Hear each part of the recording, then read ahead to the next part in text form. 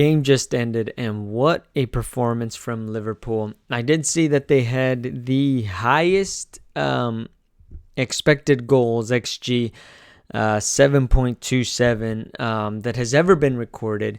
I mean, it was a complete dominance, let's be honest, to a really, really poor Newcastle side that's just kind of going through it. So if we take it piece by piece, the Liverpool side of it, I think that they kind of knew that the game was in the bag. As a fan watching it, I never really thought that there was a doubt.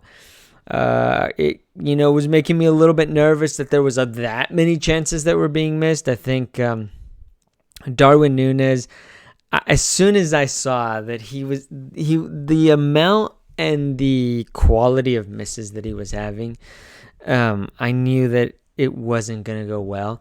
I am still of the opinion that he'll be fine. He'll make it. He'll start hitting them. It'll be fine.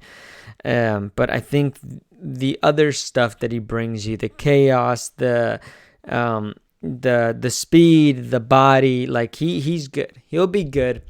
But it is a little bit worrying that it was like just chance after chance after chance, and he wasn't hitting it. And I was so happy to see that he had at least assisted Salah. He was just like, I'm done trying for a little bit. I'm just gonna assist here.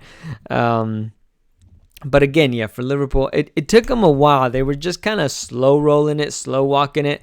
And again, for us to speak about a complete and dominant performance and the score to be 4-2, I think it was a little bit misleading. But, Newcastle had a couple of chances and they finished them. So good for them. But, yeah, again, staying on Liverpool, I just think that they're going to need a refresh again in the midfield a little bit, just waiting for Bajcetic to come back, waiting for Thiago to come back, and seeing if we can get something going there. Mo Salah is going to be a very, very big absence. I was saying that, he's absolutely shoulders the attack. And, if everybody else is not missing, he's hitting. And he did have a miss at the penalty in the first half, and then he got another penalty in the second, or Liverpool got another penalty in the second, and he converted that one. That was kind of a talking point as well, even the Diogo Jota dive. I thought it was a penalty. There was definitely contact. Was it very, very soft? Yes. I think it was very soft, but I think that there was contact and there was enough that he, was able to go down and get that call. And listen, did PGMOL owe us one? I think so, probably. But yeah, that was the game. And Newcastle, oh boy, what to say about Newcastle? They are, I'm going to double check where they are in the table now, but it is not looking good for Newcastle. They have been injury riddled, and a lot of teams have, is all I'm going to say. So it looks like Eddie Howe, I don't know, but okay, I'm going to conclude just real quick. So the Liverpool side, they're top of the tree right now. They will be, City have a game in hand, so they could still be 2 games in front. Currently they are 3 points in front.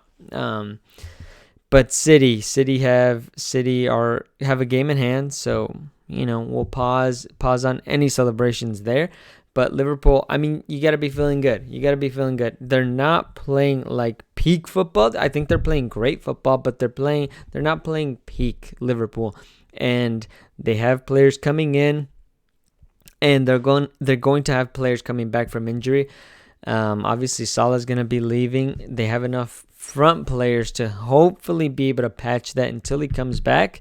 And if you're Liverpool right now, you got to be feeling really good. However, if you are Newcastle, on the other hand, Newcastle currently sit 9th with an opportunity to, no, they won't get jumped, but they are 9th, and they are not looking at all like the team that was last year. Again, they did have a lot of key absences today, but they just felt so. They just felt like they weren't Newcastle. I mean, even Newcastle at its worst, they're punchy. They're getting in you. They're committing hard fouls. They're, throwing elbows, throwing, little rib shots, it feels like, whenever they can. And I didn't see it. I did not see it at all. Again, they got a goal to tie it, which Liverpool being really wasteful, Newcastle not. Yeah, Isak being clinical. Kudos to him. And they were tied, but they never, ever, ever felt like they were in the game. And then it's the Premier League, so you never know. But it was 3-2 at one point as well with a header, and it didn't feel it. It really, really didn't. And I think there are going to be very, very much. There's going to be many questions about Eddie Howe. What is he doing with the side? What's the identity? Is he able to adjust? He had a bunch of substitutes come on in the second half, but just they were empty. They were empty calories. There was nothing. And I'm trying to see their. Let's take a look real quick. We can all see it here. Their last 3 games have been losses. Lost to Liverpool, obviously, and they have City next. It's just not looking good. It's really not. It's not looking good. But anyway, they have the loss here today. They lost to Forest, and they lost to Luton. I mean, those are unacceptable losses. If Newcastle, the ownership that is, the amount of money that they're going to and have been spending, and the results that they're getting right now, 4-1 drubbing against Tottenham. I mean, it's unacceptable. And I think whether it's fair or not, whether we think that the injuries are maybe too much, that any one manager can have,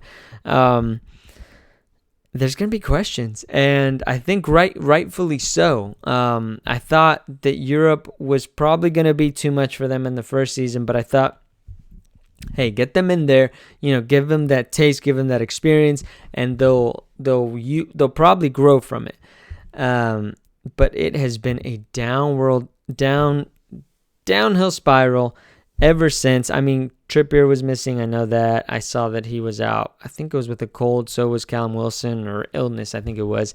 And they have Tonali obviously out for whatever alleged betting thing it was. And then they have a lot of players out. Harvey Barnes, I saw, is also out. So their depth is decimated. But you expect, and Nick Pope is out. And Nick Pope, having your goalie out is brutal. It really is. And I think the goalie today, he did a fine job.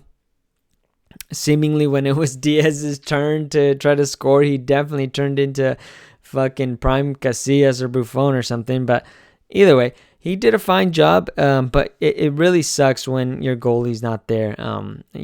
Obviously Liverpool, Alisson, when he's not there, it's just it's completely different. And I think Nick Pope is that kind of difference maker for them. But yeah, I mean, Trippier, I know he was out today. He has not been looking good. And just the whole team, Bruno Guimaraes, I mean, they're absent. They're gone. They're not doing anything. Joelinton, nothing. Absolutely nothing.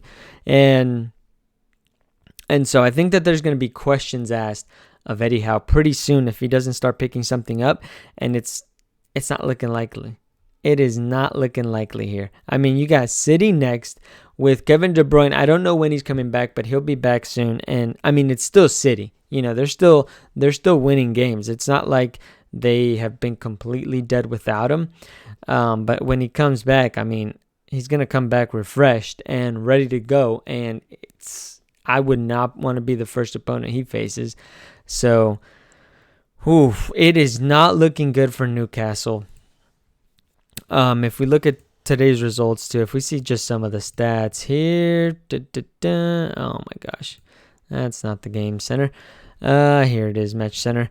If we look at some of this, I mean, it was just completely. I can't believe they gave Drupka the man of the match here on who scored. That penalty save sure helped him. I would have given it obviously to Mo Salah, 2 goals and an assist.